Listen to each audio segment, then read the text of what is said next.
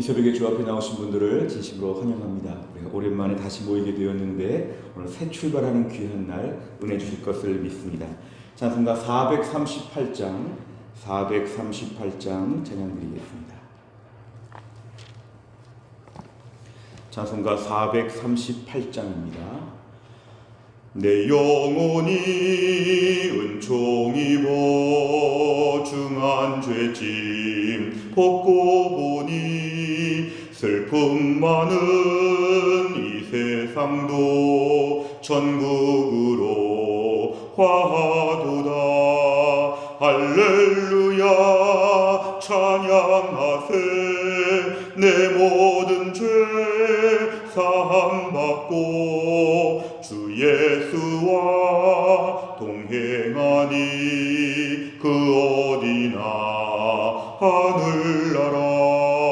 주의 얼굴 뵙기 전에 멀리 뵈던 하늘나라 내 맘속에 이루어지니 날로 가깝도다. 할렐루야 찬양하세. 내 모든 죄 사함받고 주 예수와 동행하니 그 어디나 하늘나라. 높은 산이 거친 들이 조막이나 궁궐이나 내 주 예수 모신 곳이 그 어디나 하늘나라. 할렐루야 찬양하세. 내 모든 죄 사함받고 주 예수와 동행하니 그 어디나 하늘나라. 아멘. 하나님 말씀은 사도행전 4장입니다. 사도행전 4장 32절부터 37절까지입니다. 신약성경 193페이지에 있습니다.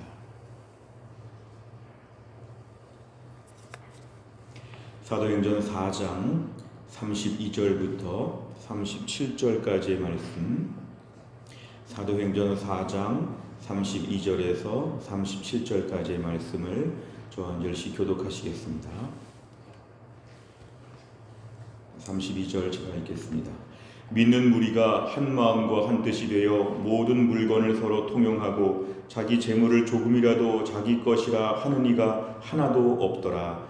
사도들이 큰 권능으로 주 예수의 부활을 증언하니 무리가 큰 은혜를 받아 그 중에 가난한 사람이 없으니 이는 밭과 집 있는 자는 팔아 그 판 것의 값을 가져다가 사도들의 발 앞에 두매 그들이 각 사람의 필요를 따라 나누어 줌이라. 구브로에서 난 레위족 사람이 있으니 이름은 요셉이라. 사도들이 일컬어 바나바라 번역하면 위로의 아들이라 하니 그가 밭이 있음에 팔아 그 값을 가지고 사도들의 발 앞에 두니라. 아멘. 오늘 본문의 말씀을 보시면 믿는 무리가 이렇게 시작하고 있습니다. 사도행전 우리가 앞부분부터 말씀을 보시면 예수님이 승천하신 이후에 이제 오순절 성령 강림 사건이 있었고 그때 사도들이 성령의 충만함과 능력을 받아서 하나님 말씀을 증거하게 되었습니다. 복음을 전하게 되었습니다. 복음이라는 것은 예수님의 죽으심과 부활, 이 두 가지가 복음이었습니다. 우리 죄 때문에 죽으시고 우리를 살리시기 위하여서 부활하신 그 예수님을 강력하게 증거했을 때 이제는 3,000명, 5,000명 한꺼번에 많은 사람들이 주 앞에 돌아오게 되었습니다. 오늘 32절에 믿는 무리는 바로 이렇게 해서 예수를 믿었던 사람들을 얘기합니다. 당시 예루살렘 안에 수천 명 이상의 많은 사람들이 하나님께 돌아오게 되었을 때 이들은 한 마음과 한 뜻이 되었다. 믿는 무리의 특징은 이것입니다. 한 마음과 한 뜻. 왜냐하면 나이도 다르고 지파도 다르고 환경도 다르고 다 여러 가지 여건이 달랐지만 복음 안에서 하나가 되었다는 것입니다. 남녀노소 누구나 할 것 없이 복음 안에 있으면 한 마음과 한 뜻이 된다. 더 이상 내 생각, 내 의견, 내 고집 이런 것들을 내세우지 않고 한 마음과 한 뜻이 되어서 하나의 공동체가 된다는 것입니다. 왜냐하면 예수님의 십자가의 피로 하나가 되었다. 예수님의 구원의 은총을 똑같이 받았다. 그러니까 우리는 하나다. 이러한 한 마음과 한 뜻이 되었다는 것이 매우 중요합니다. 자, 그러고 보니까 오늘 본문에 한 가지 사례가 나와 있는데요. 한 마음과 한 뜻이 된 것의 하나의 예가 뭐냐면 모든 물건을 서로 통용했다. 이 물건이라고 한다는 것은 자기 재산에 대해서 서로 필요한 대로 나눠주게 되었다는 것입니다. 나는 부자니까 더 많은 돈을 쓰고 나는 어려우니까 돈이 없고 이것이 아니라 부자는 더 많은 걸 갖다 바치고 없는 자는 없는 걸 받고 결국 비슷한 생활을 할 수 있도록 서로가 물건들을 나눠주었다는 것입니다. 이것은 하나님 앞에서 은혜를 받고 나니까 더 이상 재물을 의지하지 않고 또 재물로 말미암은 여러 가지 축복들을 더 구가하려고 하지 아니하고 은혜 받는 것에 집중하고 나니까 없는 사람에게 돈 좀 더 주고 있는 사람은 더 내놓고 하나님 나에게 돈을 많이 주시면 이건 공동체에 쓰라고 주셨나 보다 하고 내놓고 없는 사람들은 하나님이 공동체를 통해 주시나 보다 하고 또 받고 이러한 영적인 유무상통의 역사가 오늘 32절에서 보여주고 있습니다. 자기 재물을 조금이라도 자기 것으로 하는 이가 하나도 없었다는 것은 자기가 물질 때문에 복음에서 이탈하고 공동체에서 이탈하여 특출나게 살려고 하는 마음이 하나도 없었다는 것이죠. 자, 이러한 배경 가운데 33절에 보면은 사도들은 큰 권능 가운데 주의 일을 감당했는데 이들의 사역의 컨텐츠는 뭐냐? 주 예수의 부활을 증언했다. 그리고 오늘날로 말하면 잘 사세요, 번영을 누리세요, 성공하세요 이런 얘기하지 않았습니다. 사도들은 처음부터 복음을 분명하게 증거했습니다. 우리가 오늘날 한국교회가 무엇을 증거하는지를 돌아봐야 하죠. 교회 와서 행복하게 사는 법을 배우러 왔다? 이건 복음을 모르는 것입니다. 교회 와서 예수님의 부활, 예수님의 죽으심, 복음을 아는 것이 제일 중요하고 교회는 그 일을 하는 것이 가장 자랑스럽고 떳떳한데 현대교회, 한국교회는 주 예수의 부활보다 다른 것을 더 증거하고 다른 것으로 교회의 특성화시켰다면 이건 잘못된 것이죠. 사도들은 주 예수의 부활을 증언하는 것이 가장 중요한 일이었습니다. 오늘 34절에 보면은 이 공동체 가운데 가난한 사람도 없는 것은 뭐냐면 다 서로 나눠 가졌으니까 특별히 가난한 자가 없었다는 것이죠. 그러면 35절에 보니까 사도들의 발 앞에 자기 재산들을 다 팔아서 그냥 갖다 바치면 사도들이 그걸 가지고 각 사람의 필요를 따라 나누어 주었다는 것입니다. 누가 어려운지 나눠 주었다는 것이죠. 그러면서 오늘 36절에 보면은 드디어 바나바가 등장합니다. 바나바. 여기 뭐 요셉이라는 이름도 있지만 바나바란 이름으로 더 알려져 있는데요. 이 바나바, 나중에 사도 바울의 동역자가 됐던 바나바가 오늘 본문에 등장합니다. 바나바는 자기의 밭을 다 팔아가지고 사도들의 발 앞에 두었다.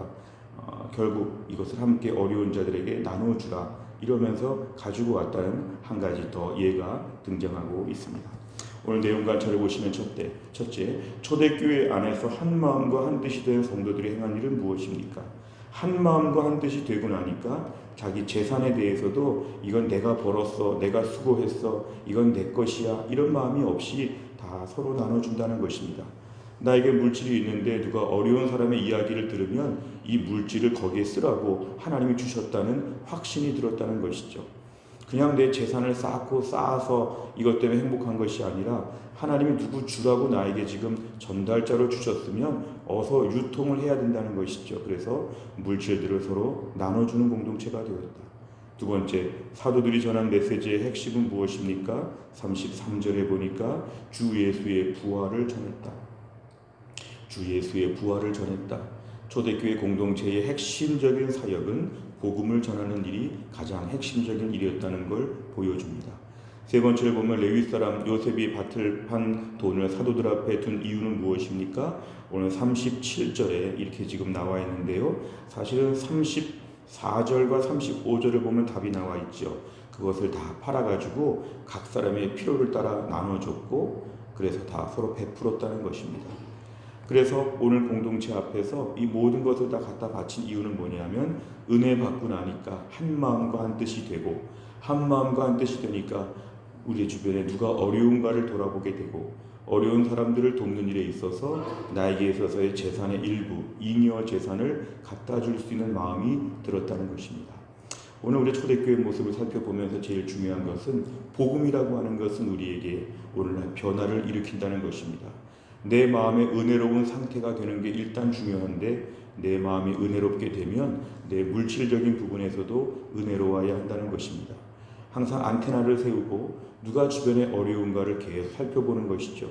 누가 지금 어렵다는 이야기를 하는가, 내 주변에 누가 지금 힘든가에 대해서 안테나를 세우고 계속 판단하고 있다가 그 사람이 발견되면 내가 도울 수 있는 마음이 있어야 한다는 것입니다.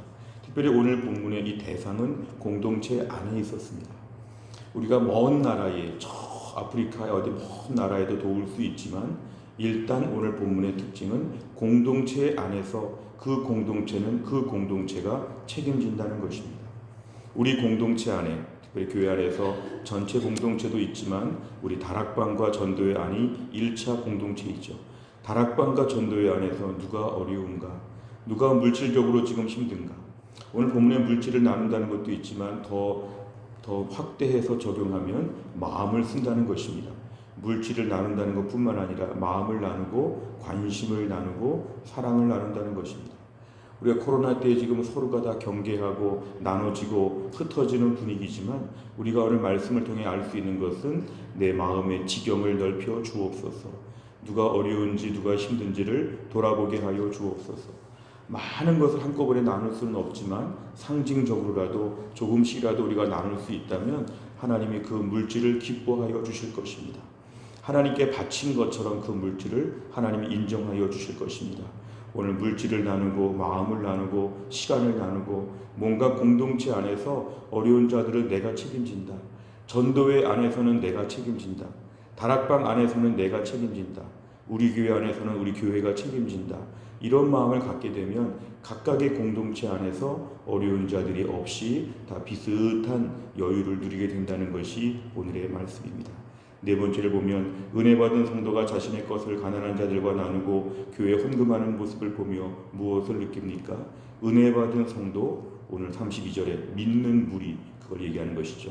믿는 무리라고 하면 내 공동체 안에서 내게 책임져야 될 사람은 누구인가에 대해서 하나님 마음에 이렇게 감동을 주신다는 것입니다. 누가 어려운가를 살펴보라. 그동안 우리의 삶을 좀 돌아보면 우리는 너무 우리 자신을 보호하려고 많이 애썼죠. 나누지 않고 내가 움켜잡으려고 했었죠. 나눠주면 나는 큰일 난다고 생각했죠. 하나님 나라의 방법은 나눠주면 또 생긴다는 것이 하나님 나라의 방법입니다. 저도 오늘 말씀을 보면서 제 주변에 개척한 목사님들과 우리 노예 시찰하는 목사님들을 볼 때 제가 일정하게 가끔씩은 나눌 때가 있는데 그런 일이 얼마나 중요한지를 다시 한번 생각해 보게 됩니다.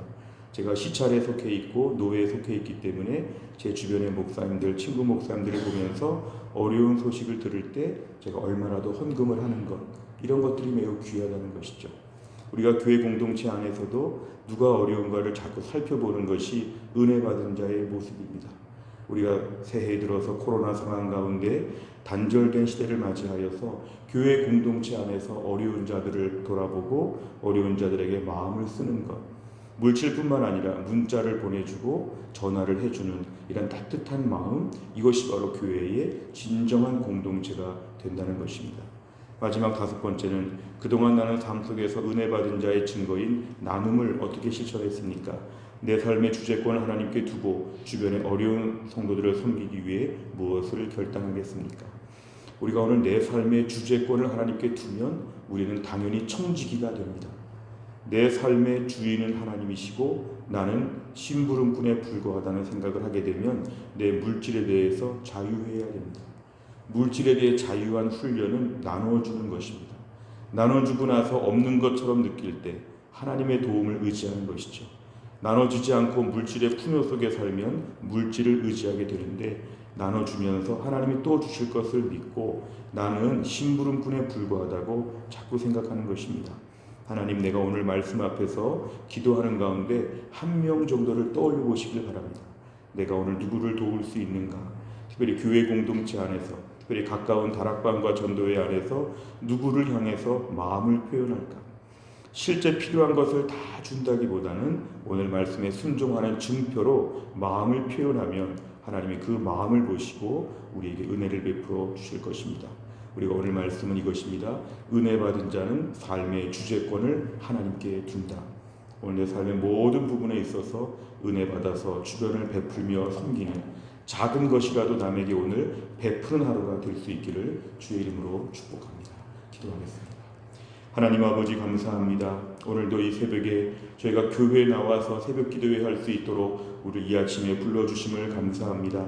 오늘부터 시작되는 다시 한번 새로운 출발, 우리가 기도에 무릎을 꿇고 기도하여 우리가 하나님 앞에 인생이 바뀌는 새로운 삶이 시작될 수 있도록 우리를 축복하여 주옵소서. 기도해서 말씀을 실천할 수 있는 실제 능력을 갖게 하여 주시고 오늘부터 말씀이 능력이 되는 삶을 우리가 경험하게 하여 주옵소서. 하나님 초대교회 공동체는 은혜를 받고 하나님을 믿게 되니까 한 마음과 한 뜻이 되었다고 했습니다. 우리 안에 한 마음과 한 뜻을 유지하게 하여 주시고 은혜 받아서 공동체를 돌아보며 은혜 받아서 주변 사람들의 어려움에 관심을 둘 수 있는 하나님의 사람들이 되게 하여 주옵소서. 내 것을 내 것이라고 고백하지 아니하고 남에게 나눠주며 베풀며 섬길 수 있는 우리 평생이 남들을 섬기는 축복의 통로가 되는 삶이 될 수 있도록 하나님이 함께하여 주옵소서. 주님을 사랑하는 성도들 이 아침에 많이 불러 모아주심을 감사합니다. 이제 오늘부터 시작하여서 능력을 구할 때에 매일매일 하나님의 능력으로 펄펄 살아오를 수 있도록 우리의 심령을 새롭게 하여 주시고 이 코로나의 상황이 속히 해결이 되고 한국교회가 회복되게 하여 주옵소서. 오늘도 하나님의 은혜를 구하오며 예수님의 이름으로 기도하옵나이다. 아멘.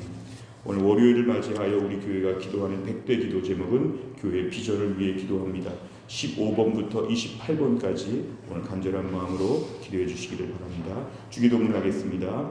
하늘에 계신 우리 아버지여, 이름이 거룩히 여김을 받으시오며 나라 임하옵시며 뜻이 하늘에서 이룬 것 같이 땅에서도 이루어지이다. 오늘날 우리에게 일용할 양식을 주옵시고 우리가 우리에게 죄 지은 자를 사하여 준 것 같이 우리 죄를 사하여 주옵시고 우리를 시험에 들게 하지 마옵시고 다만 악에서 구하옵소서. 대개 나라와 권세와 영광이 아버지께 영원히 있사옵나이다. 아멘.